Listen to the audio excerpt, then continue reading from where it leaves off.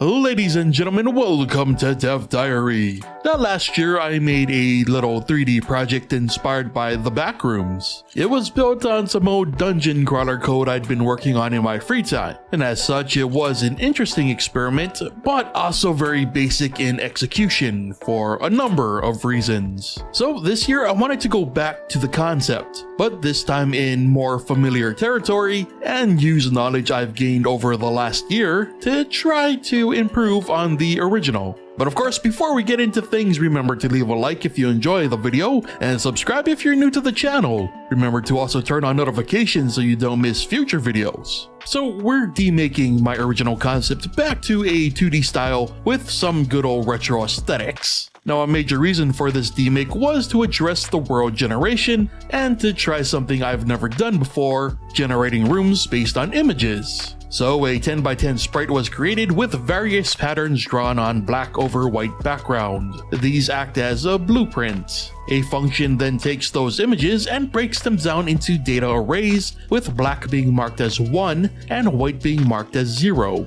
Then when the stage is loaded, it's filled with random data taken from that list of layouts. And once all the walls have been established, spawn points for the player, monster, and an exit are chosen. Then a sync function is executed. And this sync function does a lot. It generates a border to keep everything within the stage. It also adds extra flavor to the walls to add lips and other visuals to give the world some depth. And finally, it sets walls for pathfinding purposes. Speaking of which, a failsafe is the final thing that runs when the stage is loaded. This ensures a possible path from the player to the exit is always possible. Otherwise, it just resets the level and tries again. Which sounds lazy, but the likeliness of this occurring is already very slim, and the alternative just meant more work for roughly the same outcome. Anyway, player behavior is on par with the original. They're able to freely move within the confines of the backrooms, with shift allowing them to sprint. Now the sprint meter was actually eliminated for, the sake of keeping things fun,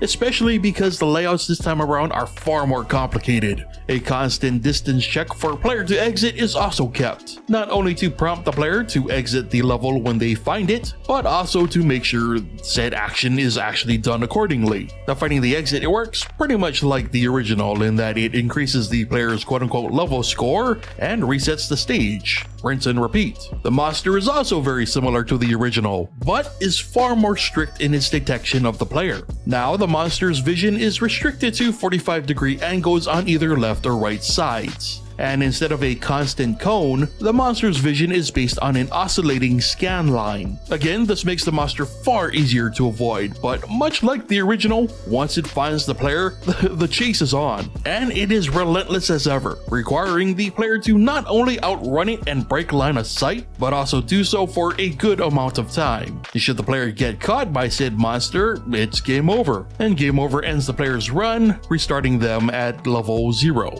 And Future Kitten here with a last minute update. The monster's been tweaked since this video was originally recorded. Now the monster leaves behind some puddles of unknown substance, which will remain in place for a few seconds before dissolving. It's meant to act as a warning that the monster is nearby, and as a result of this change, the time required to avoid the monster while it's in its chase mode has been doubled. And one final touch I wanted to point out is the monster's visuals. You may recognize the sprite as the same one used in the original project, but it also utilizes a quote-unquote glitch effect similar to the one that we created previously in a Let's Dev from a couple years ago. However, the effect was heavily scaled back to make sure that it would remain visible for like 99% of the time, if for the sake of fairness. And really, there were a bunch of fun things, both big and small, that were tried in this project. Again, the layout idea was the one that I was most excited for, which I need to stress, for anyone looking to try something similar, just know that this is a very performance-heavy task. While this is a convenient way to generate curated designs,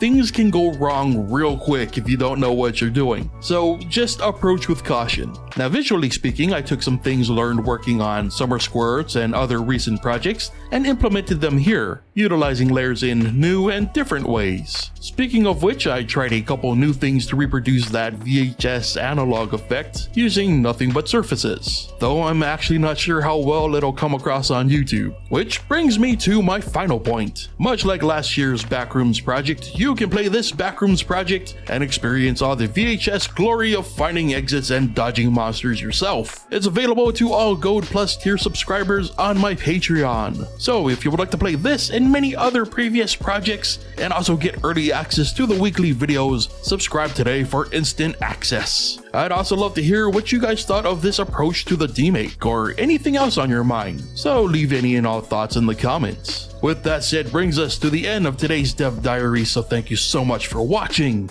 and I'll see you next time.